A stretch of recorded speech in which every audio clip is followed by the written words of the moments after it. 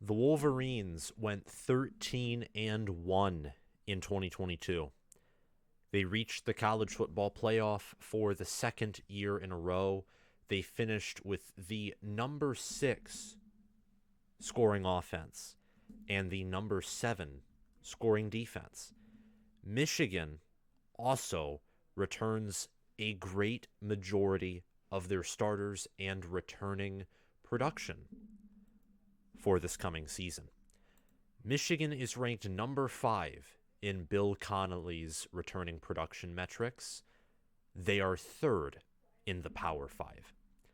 They return quarterback J.J. McCarthy, running backs Blake Corum and Donovan Edwards, who, according to 24/7 Sports, other media websites, and myself, at minimum, both of those running backs are top 10. There's an argument that Blake Corum or Donovan Edwards could be the number 1 running back. The other could be the number 2 running back. Zach Zinter, Trevor Keegan, Trente Jones, Carson Barnhart, guys that got meaningful snaps. Giovanni El-Hadi on the offensive line return. Wide receivers A.J. Henning, Cornelius Johnson, Roman Wilson return. Michigan is bringing in Drake Nugent, Miles Hinton, A.J. Barner, and Ladarius Henderson through the portal. These are guys that will likely start or be involved in some kind of rotation. Jack Tuttle's also coming in to be the backup quarterback. On defense, Chris Jenkins returns. Jalen Harrell returns, 2 starters on the D-line. Mason Graham and Braden McGregor look to replace Mozzie Smith and Mike Morris. Ernst Hausman and Josiah Stewart come in via the portal to be involved in the linebacker and defensive line rotation, respectively. Junior Colson and Michael Barrett return at linebacker. On the defensive side of the ball, Will Johnson, Mike Sanderstill, Rod Moore, Makari Page, German Green, all of these players have had playing time in the past. The great majority of them were starters or started at some point in the 2022 season, with Will Johnson and Mike Sanderstill especially, along with Rod Moore and Makari Page, showing a lot of progress and a lot of potential, especially Will Johnson and Mike Sanderstill, who were both new to the position. They were year ones in their respective position when it comes to the collegiate ranks. Sanderstill converted from a wide receiver, and Will Johnson was a true freshman. And Michigan returns the majority of a roster that was ranked as the second best team according to the simple ranking system, the third best team according to the polls, and the fourth best team according to ESPN's Football Power Index. So today what I want to do is talk about their schedule and preview it. And I'm also going to, in the future, probably the not so distant future, I made a video about Ohio State talking about why they can win it all. Michigan very well can win it all. And newsflash, I think they will win it all. And that's what I want to talk about here for a few seconds to a minute. Not do an in-depth breakdown, because that's not what this video is about. But I do think Michigan is going to get 14, 15 wins.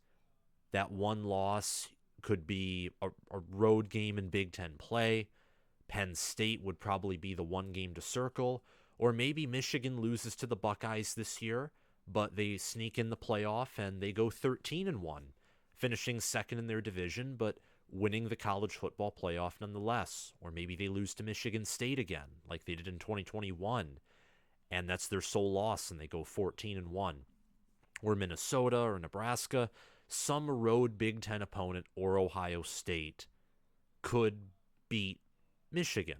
But even then, I think that is very unlikely, given that they're third in returning production in the Power 5, fifth nationally. This team got embarrassed on live television in that TCU game. Their pride, their ego, their preparation for bigger and better things, and not focusing on the thing in front of them, which was TCU, they got hit hard with a dose of reality.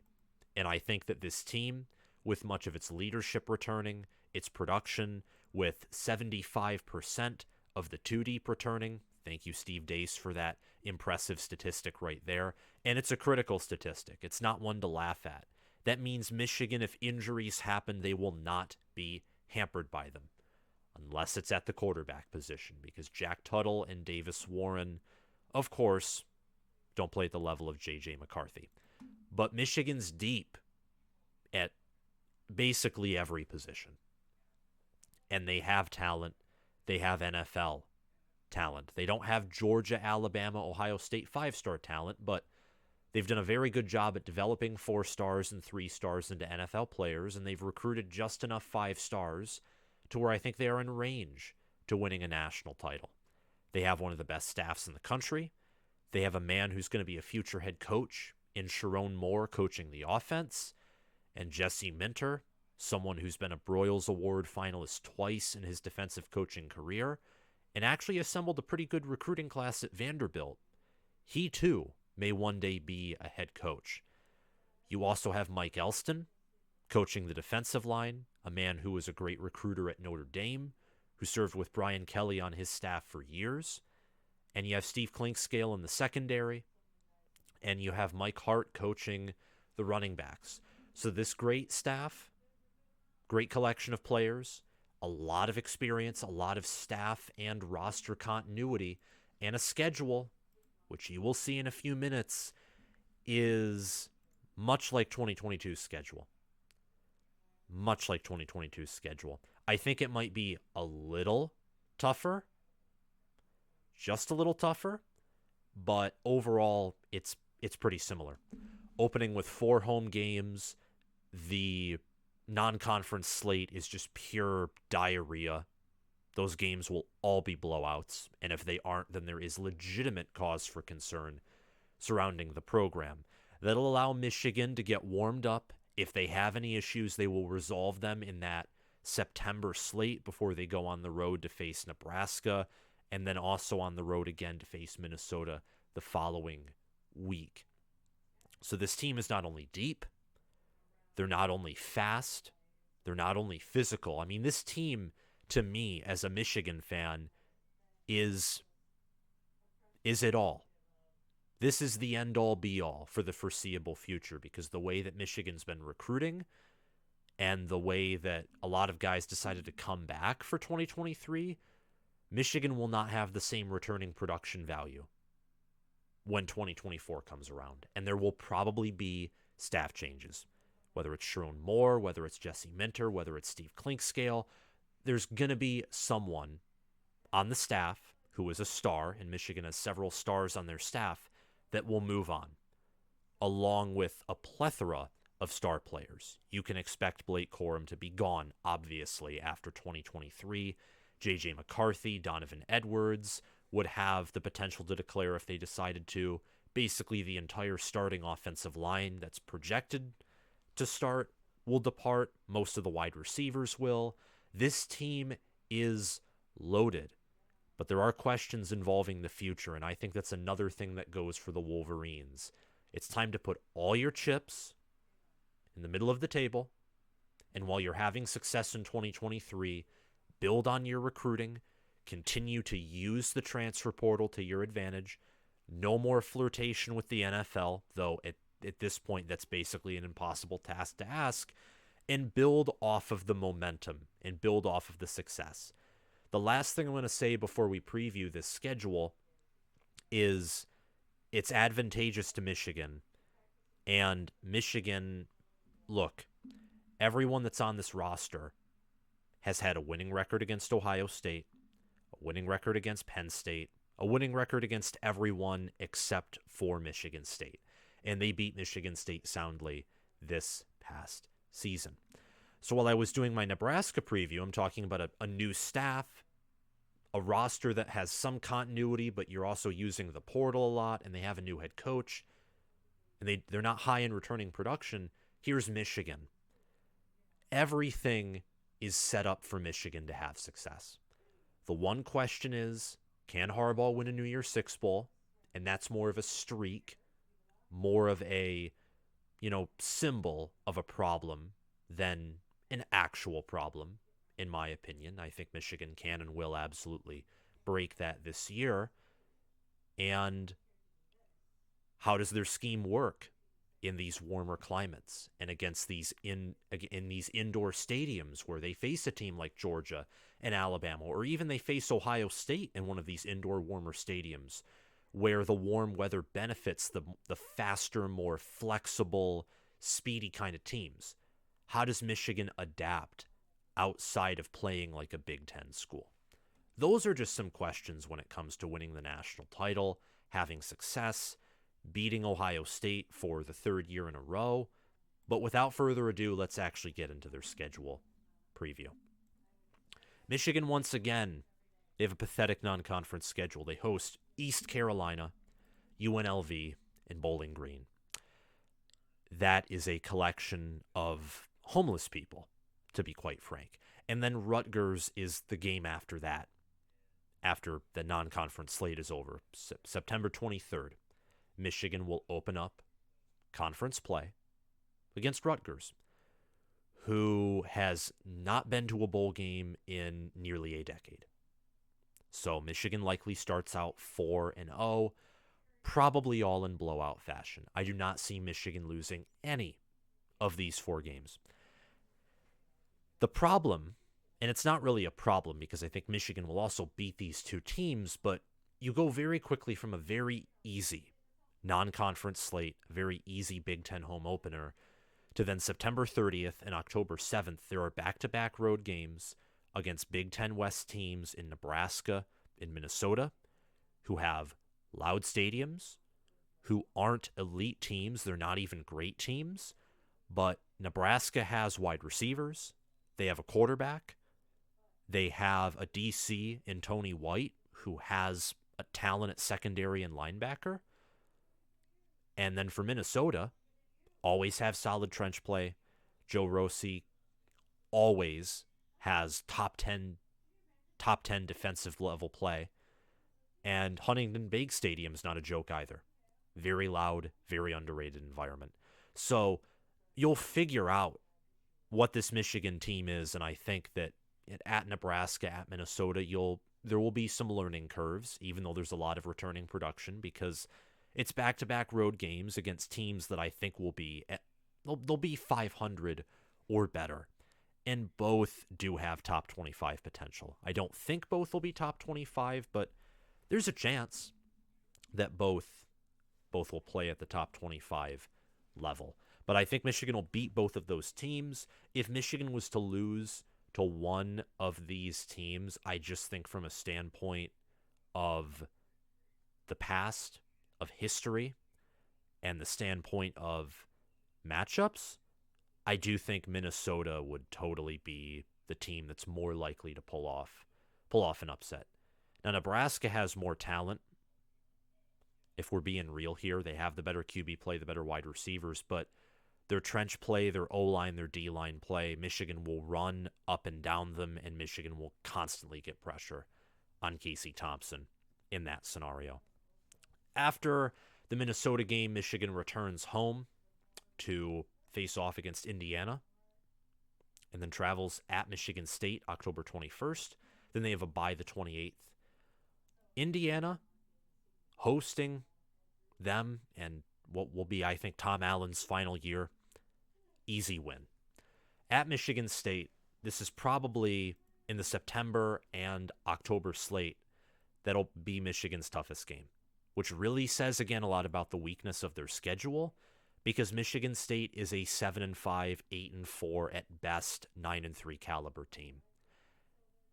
And outside of the rivalry aspect of it, they don't match up with Michigan at all, nor are they close to what Michigan is. They just aren't. Outside of the rivalry aspect.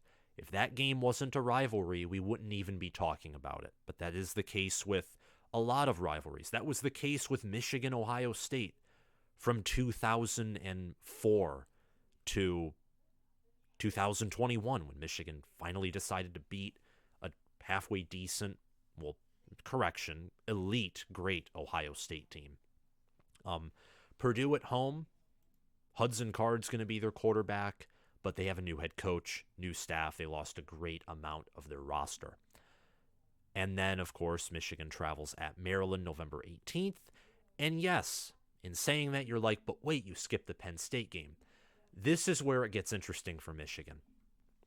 Maryland's going to be above 500. It's a road game. Penn State's a road game. I think they're going to be top 6. Ohio State's November 25th. It's a home game, but I think Ohio State's a top 2, top 3 team nationally. I think Georgia, Michigan, Ohio State they're in a tier of their own for 2023. And Penn State's very close to that tier. Same with Alabama, same with Utah. That would be like the tier 1B would be Penn State, Alabama, and Utah. Maybe you could put in Washington or Oregon, USC, maybe LSU, Florida State, Clemson. But tier 1A, or maybe just tier 1 would be Ohio State, Michigan, Georgia. You could put them in any order and it would be reasonable. I think Michigan's 1, Ohio State's 2, Georgia's 3, but there's an argument for any 3 to be in any order. But to play 2 teams that I think will be top 6 within 3 weeks, and in between them, sandwiched in between those teams, is an annoying team. And not the annoying as in like, I just hate them because I hate them, but annoying in the sense that they have offensive talent, they have defensive talent. It's a road game before the Ohio State game. Got to think that could be a look-ahead spot for Michigan. Or they could be tired after that Penn State game. Their toughest games will be at Penn State and hosting Ohio State. That will be a tough November stretch, even with Purdue, which I think will be, part of me says that should be a free win, but that's also before the road game against Penn State. So that November slate, you got a lot of potential look-ahead games for the teams not named Ohio State and Penn State. And for Ohio State and Penn State, it's going to be very hard to beat both of those teams. Michigan, in the Jim Harbaugh era, I think they're 2-2. Yeah, they're 2-2 in Beaver Stadium. They beat them in 15, they beat them in 21, they lost in 17, lost in 19. And all of those games, except for 2017, have been close. 17 was a Penn State blowout after the first half. 2015, Michigan they were comfortably ahead for most of the game, but it wasn't a blowout. 2019, Michigan nearly came back. And in 2021, Michigan did come back. So Beaver Stadium's a very tough place to win. It's a November game, so it's not going to be a whiteout. But listen, that's a tough stretch. Both will be top 6 teams, potentially top 5. Heck, if the Big Ten with its returning production is as strong as I think it could be, both might even be top 4. Now, I'm not saying all 3 would make the playoff in that scenario, but there have been years where the SEC has fielded 3 of the top 4 teams in the country. There's been years where that's been the case. There's an argument that was the case in 2020 with how Georgia was playing at the end of the year, how Texas A&M played throughout the entire year, and how Alabama played. There was almost an argument for that just this past season. If LSU doesn't convert that 2-point conversion, if Tennessee doesn't lose to South Carolina, doesn't necessarily overlook them, which, by the way, there's like taped evidence that they basically did overlook South Carolina, thought they'd be easy to manhandle. There could have been a case for that just this past season in an SEC that honestly, from just watching how the teams played in the regular season, looked like a down year. So the Big Ten East is going to be very deep. Michigan's schedule, it's easy, but at the same time, it's almost deceitfully easy. The eyes deceive you because Penn State and Ohio State are near elite at worst, elite teams at best for 2023. Penn State's a team that I'm going to be talking about more. Within the week, I'm going to be making a video about Drew Aller and how good I think he will be in 2023. They're a team that recruiting-wise, roster-wise, coaching staff-wise, they're trending up. Ohio State's still doing its thing. Again, Ryan Day, he's 45-6, great head coach. So Michigan has a tough slate. It's going to be a tough ask for them to go 12-0 in the regular season, but I think they will. And Penn State and Ohio State by a mile would be those would be the most likely teams that Michigan would lose to. I'd say Penn State would be the most likely because it's a road game at Beaver Stadium, even though I think Ohio State's they're much better than Penn State. I think Michigan's much better than Penn State, but Beaver Stadium, I'd say, is more than a touchdown difference in the margin of victory of a team when you face Penn State. It is that big of an impact. Penn State on the road is a completely different team from Penn State at home. Completely different. Don't believe me? Go watch all the whiteout games. Just do that. I think Michigan will go 12-0. I think they'll win the Big Ten championship game against either Wisconsin or Iowa. They'll win their playoff semifinal against who I think will be Washington, maybe USC, maybe Oregon. I have a feeling that the Pac-12 will break through their barrier to the playoff. And then I think it'll either be Georgia or Ohio State who they will face in the national title. And I think they'll beat them. This team returns so much experience, so much talent. They return a running back who is in the top 10 in rushing touchdowns on the year in Blake Corum, a running back in Donovan Edwards who is top 10 in average yards per carry on the year, a quarterback who is ranked in the top 20 according to QBR, and who has an arm, who can scramble. He's the best quarterback in the Jim Harbaugh era by a mile. They returned 3 offensive linemen and some backups who were part of the Joe Moore award-winning O-line. They returned Colston Loveland, who has a very high ceiling at tight end. Junior Colson, Michael Barrett, combine that with Ernst Hausmann. You could have, and I think they will have, the best linebacker room in the country. And Tommy Doman, Adam Samaha, Charlie Mentzer. Special teams would actually be one of the question marks of this team, losing Jake Moody and Brad Robbins. But with Jay Harbaugh being the special teams coordinator, and special teams have typically been fond or average at worst to great under the Jim Harbaugh era, you can have some benefit of the doubt there. So I think Michigan will go 12-0 regular season. I think they'll go 15-0 overall, and that's their ceiling. No one can go better than that unless they decided to play a road game against Hawaii, so they could go 16-0, which would be an easy and almost weird way to fulfill one team's ego, so they could say they went 16-0. But I would say that Michigan's floor, just looking at all of it, Michigan could go 10-3. Yes, they return a lot, but a road game at Penn State, Ohio State, and then the New Year's Six Bowl struggle that Michigan seems to have under Jim Harbaugh, 10-3 is a very realistic floor for this team.